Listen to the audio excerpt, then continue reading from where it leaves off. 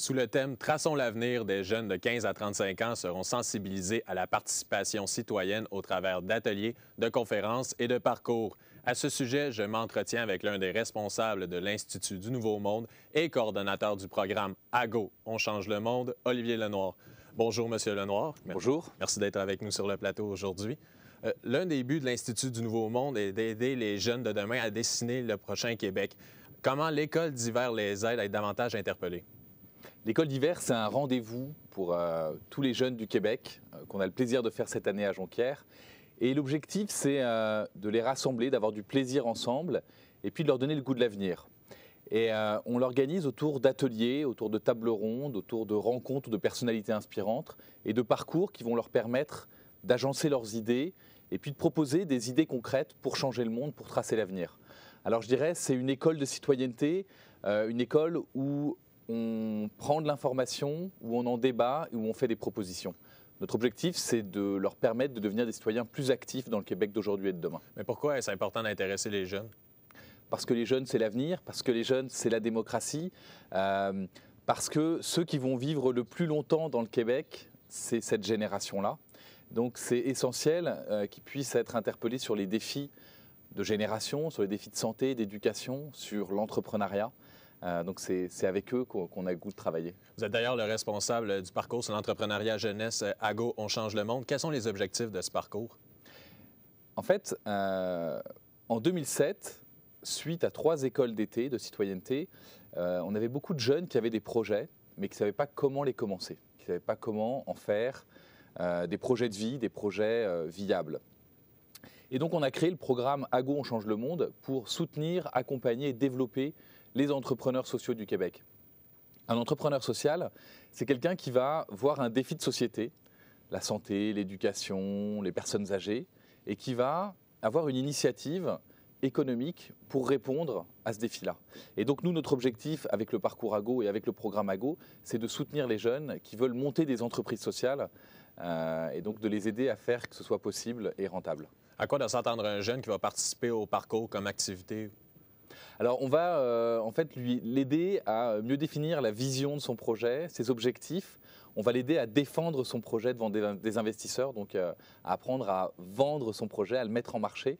On va aussi l'aider à identifier l'impact social de son projet. En quoi est-ce que son projet peut faire une différence? Vous vous intéressez d'ailleurs à l'entrepreneuriat plus spécifiquement social. Quels sont les bénéfices pour la communauté de ce type d'entrepreneuriat? En fait, les bénéfices, c'est que là où on peut voir des problèmes, un entrepreneur social va voir des opportunités. On peut prendre, en ce moment, il y a de la glace au Québec sur les trottoirs. Il y a beaucoup de personnes qui se cassent la figure et puis ont des problèmes ensuite de chirurgie. Un entrepreneur social, c'est quelqu'un qui va réfléchir à comment est-ce qu'on peut apporter une solution très concrète à ce problème-là et à y voir des opportunités d'affaires. Donc, le bénéfice pour la société, c'est plus de cohésion, c'est moins de coûts et c'est des solutions efficaces à des problèmes qui sont assez mal répondus aujourd'hui. Si on prend un exemple concret de projet comme celui de l'Ange Bleu, où il est question de service de couches lavables, comment ce projet aide particulièrement la communauté? Dès qu'un enfant naît, que ce soit au Québec ou n'importe où dans le monde, il va produire plusieurs tonnes de déchets en termes de couches qu'on va ensuite jeter à la poubelle, qui ne vont pas être recyclées. Mettre en place un système de couches lavables, c'est revenir à ce qui se faisait il y a 50 ans, des langes. Et ça va permettre de ne pas générer tous ces déchets-là, mais ça va aussi permettre pour les familles de faire des économies. Si vous adoptez des couches lavables, si vous achetez des couches lavables et que vous les utilisez dans une famille, vous allez économiser plus de 3 000 $ sur la durée de vie, sur les 3 ans où votre enfant ne va pas être capable d'être tout à fait autonome en termes de propreté. Donc c'est à la fois écologique et c'est économique. Et ça, c'est un projet qu'on soutient sur Montréal, qu'on a aidé à lancer et qui aujourd'hui fonctionne et qui permet dans les CPE de faire de la location de couches lavables. C'est aussi la possibilité de faire de la production locale de couches. Donc de faire travailler de l'emploi local non délocalisable pour un service qui va être écologique et économique. Mais comment on encourage les jeunes vers l'entrepreneuriat social?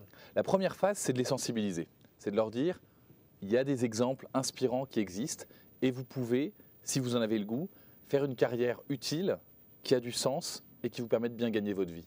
La seconde étape, c'est de les accompagner pour construire leurs entreprises sociales. Et une entreprise sociale, c'est une entreprise qui va avoir un moteur économique, mais qui va avoir une vocation de changer des choses. Donc il faut réfléchir très rapidement à l'impact social, à qu'est-ce que ça va changer et comment on va le faire. Diriez-vous tout de même que c'est de plus en plus populaire, l'entrepreneuriat social chez les jeunes aujourd'hui? C'est de plus en plus populaire et puis c'est en train de grandir. Et on a fait une étude au HEC Montréal sur l'entrepreneuriat social. Quand on explique de quoi il s'agit, plus de 50% des étudiants ont envie d'embarquer, ont envie de faire carrière dans ce sujet-là.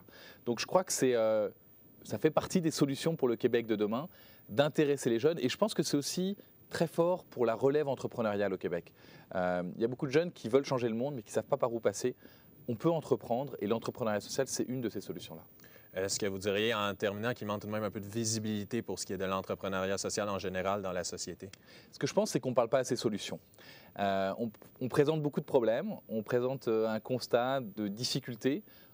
Si on parlait solutions, si on disait il y a des innovations sociales, il y a des manières de résoudre des problèmes et qui peuvent venir des citoyens, de la société civile, on pourrait encourager ce programme. Et puis, à Montréal, on est en train de monter un centre d'innovation sociale pour rassembler toutes les bonnes énergies et permettre à des entrepreneurs de travailler ensemble sur des solutions d'avenir. Et des lieux comme ça va permettre à plus d'entrepreneurs de voir le jour, à plus d'entreprises sociales de naître. Merci, M. Lenoir, d'avoir accepté notre invitation sur le plateau et je vous souhaite une excellente fin d'Institut sur le monde d'école d'hiver en fait 2014. Bien, merci beaucoup pour votre accueil. Merci. C'était Olivier Lenoir, l'un des responsables de l'Institut du Nouveau Monde et coordonnateur du programme AGO au Change le Monde. On rappelle en terminant que des projets mis sur pied des étudiants lors de l'école d'hiver 2014 seront présentés dès demain soir à la salle polyvalente Cégep de Jonquière. Au revoir.